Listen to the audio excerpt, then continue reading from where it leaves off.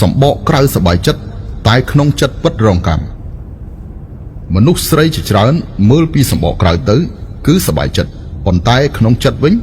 បង្កប់ទៅដោយទុក្ខព្រួយនិងការជឿចិត្តដោយសារនាងលាក់បាំងបានល្អណាស់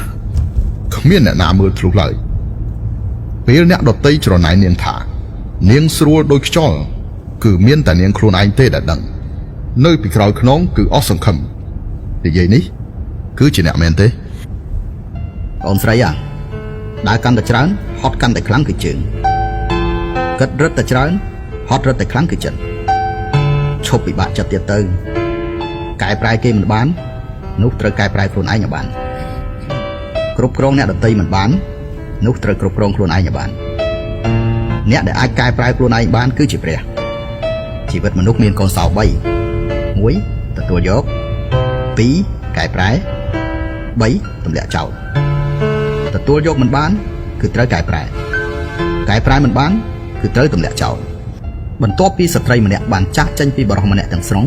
បង្ហាញចេញស្ដែងនៅសកម្មភាពទាំង3យ៉ាងនេះអ្នកមើលថាខ្ញុំនិយាយនេះត្រូវឬអត់ទី1នាងនឹងស្ងប់ស្ងាត់បន្តិចម្ដងនាងលែងនិយាយនឹងប្អូនត្អែទៀតហើយប៉ុន្តែនាងរក្សានៅពាក្យទាំងអស់នោះនៅក្នុងចិត្ត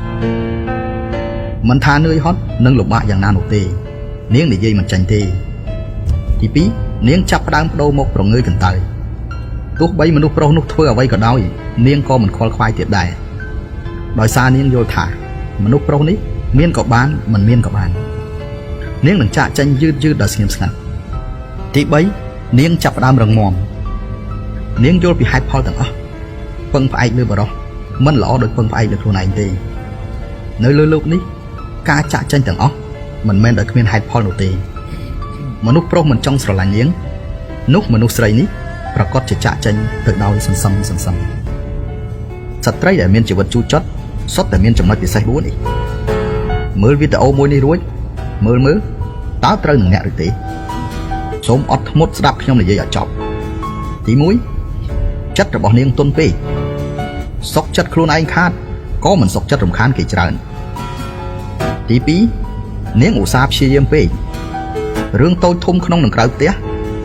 នាងធ្វើវាទាំងអស់ដោយផ្ទាល់នាងខិតខំប្រឹងប្រែងធ្វើការណាស់ទី3នាងស្លូតត្រង់ពេករឿងអ្វីទាំងអស់សុទ្ធតែគិតជំនួសអ្នកដទៃមិនដែលគិតអ្វីឲ្យខ្លួនឯងឡើយទី4នាងចេះដឹងគុណស្រ័យតូចធំទាំងអស់នាងសុទ្ធតែចងចាំទុកនៅក្នុងចិត្តចង់បានសងឲ្យគេវិញឲ្យអស់ក្នុងមួយដងបើសិនអ្នកជាស្ត្រីបែបនេះសូមឲ្យបេះដូងវីដេអូនេះផង